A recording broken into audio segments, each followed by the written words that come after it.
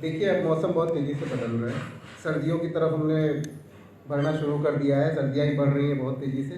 तो इस दौरान 2 चीज़ें बहुत कॉमन हो जाएँगी। एक तो चेहरे का लकवा, जिसे फेशियल पैरालिसिस कहते हैं, बेल्स पैल्सी हम लोग अपनी भाषा में कहते हैं। दूसरा बैक पेन। तो सबसे पहले हम लोग बेल्स पैल्सी के बारे में थोड़ा-सा मैं आपको बता देता हूँ कि क्या होता है, कैसे बचाव करें इससे कि ये ना हो पाए। बेल्स पैल्सी जो है हमारे कान के पास एक नस होती है, जिसे हम लोग क्रेनियल नर्व कहते हैं, ठीक है। जब भी इसमें ठंडी या बहुत ठंडी हवा लगती है, ठीक है, तो ये डैमेज हो जाती है। जब ये डैमेज होती है तो हमारी जो नर्व सप्लाई होती है, जो मसल्स को नर्व सप्लाई कर रही होती है, वो भी डिस्टर्ब हो जाती है। उसकी वजह से जो है हमारा चेहरा जो है आधा टेढ़ा हो जाता है। आप लोगों ने देखा होगा बहुतों को चेहरे टेढ़े हो गए, रात को सोए सुबह उठे, अरे चेहरा तो टेढ़ा हो गया, ये क्या हो गया, कैसे हो गया। आँख नहीं बंद होती है, मुंह फुलाएंगे तो फूलेगा नहीं, एक तरह से हवा निकलती है, लार बहता है, ठीक है। ये सारी चीज़ें जो है क्रेनियल नर्व इंजरी की वजह से होती है। अगर ऐसा किसी को हो गया है तो फिर तो आपको अपने फिजियोथेरेपिस्ट के पास या किसी न्यूरोलॉजिस्ट को दिखाना पड़ेगा। अगर बचना है तो सर्दियों में देखिए बड़े बुजुर्गों ने साफ कहा है कि बहुत ठंडियाँ पड़ रही हैं तो बेटा कान ढक के चलिए। हाँ, अगर कान ढकते हैं तो वो क्यूरेबल हो जाता है। कान के अंदर ठंडी हवा नहीं जाएगी, हमारी क्रेनियल नर्व में डैमेज होगी, और जब नर्व में डैमेज होगी तो हमें कुछ नहीं होने वाला ऐसा, ठीक है। और ज़रूरी नहीं है कि ठंडियों में भी हो, ठीक है। ऐसा है कभी कभी कान में फोड़े फुंसी निकल आते हैं, उससे भी हमारी नर्व डैमेज हो जाती है, ठीक है। अगर जो आपका लंबे समय से कान वान बह रहा हो तो ज़रूरी नहीं कान के पर्दे में छेदों करके फोड़े फुंसी भी होते हैं, तो उसका भी थोड़ा सा आपको बचाव करना होता है। अगर जो ऐसा कुछ है तो तुरंत अपने एनटी को दिखाएं, और अगर जो हो गया है तो अपने फिजियोथेरेपिस्ट के पास जाएं, इजीली ठीक हो जाता है, घबराने की कोई ज़रूरत नहीं होता। बहुत सारे लोग बहुत पैनिक हो जाते हैं इस चीज़ को लेकर कि अब क्या होगा, ज़िंदगी कैसे चलेगी, या ये हो गया ऐसा वैसा। यंगस्टर्स में ज़्यादातर देखने को मिलता है ये चीज़ें, ठीक है। तो इसके लिए बहुत सिंपल ट्रीटमेंट है। फिजियोथेरेपी में जाके आप 20 से 25 दिन में ईजिली नॉर्मली ठीक हो सकते हैं, ठीक है। उसमें कुछ मशीनें होती हैं, वो लगाए जाते हैं, उससे आप ठीक हो जाएंगे, ठीक है। बहुत ज़्यादा कभी कभी गर्मियों में जब लू चलती है उस समय भी आप कान खोलकर चलते हैं, इसीलिए लोग बोलते हैं सफ़ेद गमछा बांध लीजिए, है ना। उस समय भी जब लू चलती है तो कानों में कभी ठंडी हवाएं, वो गर्म हवाएं लग जाती हैं तो हमारी क्रेनियल नर्व डैमेज हो जाती है। बहुत सेंसिटिव नर्व होती है ये, ठीक है। उसके डैमेजेस होने की वजह से भी आपको ये चीज़ हो सकती है, ठीक है।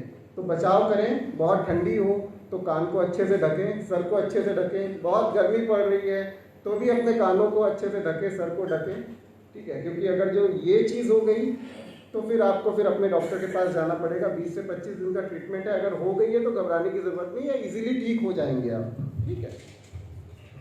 आपको दूसरी चीज़ बैक पेन पे हम लोग आते हैं। कमर में दर्द बहुत कॉमन है, हर यहाँ पे बैठे हर दूसरे इंसान को कमर में दर्द होता ही होगा, ठीक है। सर्दियाँ आ रही है, अब धीरे धीरे उफान पे आएंगे अपने। रात को आप सोएंगे, सुबह उठेंगे तो कमर अट गई है, बड़ी प्रॉब्लम हो रही है, ठीक है। बहुत से लोग बहुत दिन से पेन किलर खाते होते हैं, पेन किलर मत लिया कीजिए, सेफ नहीं होती है, ठीक है। पता चला 10 रुपए की गोली आपको कभी 10 लाख का चूना लगा कर जाएगी, ठीक है।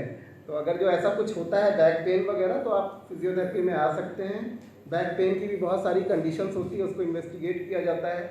मेरे पास आप आते हैं, बहुत पुराना बैक पेन है तो मैं एक एक्सरे करा के देख लेता हूँ।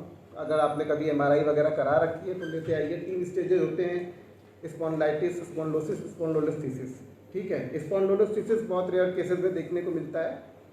स्पॉन्डिलाइटिस ईजिली लोगों को हो जाता है, कभी कभी रात को सोए, सूजन आ गई नसों में और उसकी वजह से कमर में दर्द होने लगा, पैरों में झंझनाहट वगैरह होने लगा, ठीक है। तो इसके लिए भी बहुत ज़्यादा लोग पैनिक हो जाते हैं आजकल के लोग बड़े सेंसिटिव हो गए हैं इन सब चीज़ों को लेकर। तो वो सीधा वो खुद ही मुझसे आके कभी कभी मेरे पेशेंट्स बोलते हैं कि डॉक्टर साहब एमआरआई करा लें क्या। मैं बोलता हूँ नहीं यार, एमआरआई की ज़रूरत नहीं, ऐसे ही ठीक हो जाओगे, क्या ज़रूरत है कराने की, ठीक है। तो मैं यही कहना चाह रहा हूँ कि पैनिक मत होइए, बिल्कुल परेशान मत होइए, अपने फिजियोथेरेपिस्ट के पास जाइए। फिजियोथेरेपिस्ट से अपने कंसल्ट कीजिए कि सर मुझे क्या करना चाहिए, ठीक है। ईजिली कुछ चीज़ें होती हैं वो ईजिली ठीक हो जाती हैं 2-4 दिन के ट्रीटमेंट में। कुछ चीज़ें होती हैं जो बहुत लंबे टाइम से आप सफ़र कर रहे हैं, उसको अपने फिजियोथेरेपिस्ट को प्रॉपर टाइम दीजिए इन्वेस्टिगेट करने का, अगर वो देखेगा स्पॉन्डिलाइटिस है, स्पॉन्डिलोसिस है, स्पॉन्डिलोलिसिस है, क्या है, कैसा है, किस कंडीशन का है, कितने दिन में ठीक होगा, एग्जैक्ट आपको बता देता है वो। ठीक है, मेरे पास आएंगे तो मैं आपको एग्जैक्टली बताऊंगा कि इतने दिन में आप ठीक हो जाएंगे, और उतने दिन में आप ठीक हो जाते हैं। आप खुद बोलते हैं कि सर अब मुझे ज़रूरत नहीं, मैं ठीक हो चुका हूँ। ठीक है। सो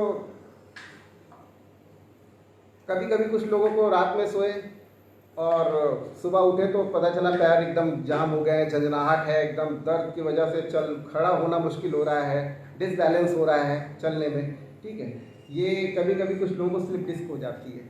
हमारी दो स्पाइन की जो दो बोन्स होती हैं उनके बीच में एक गद्दी होती है जिसमें जेल भरा होता है। ठीक है, गलत पॉस्चर में सोने की वजह से वो गद्दी क्या होती है, एक तरफ थोड़ी सी स्लिप हो जाती है। जैसे आप एक बलून ले लीजिए, गुब्बारा, हाँ, उसके ऊपर प्रेशर दीजिए दोनों हाथों से। जब आप प्रेशर देंगे तो क्या होगा, एक तरफ से वो बाहर थोड़ी सी निकल आएगी, है ना। सेम वैसे ही हमारे रीढ़ की हड्डी में होता है, स्पाइन में। ठीक है, उस डिस्क में कभी कभी प्रेशर की वजह से वो डिस्क एक तरफ से निकल आती है, जिसे हम लोग स्लिप डिस्क कहते हैं। ठीक है, इसको भी लेके मैंने देखा है कि बहुत से पेशेंट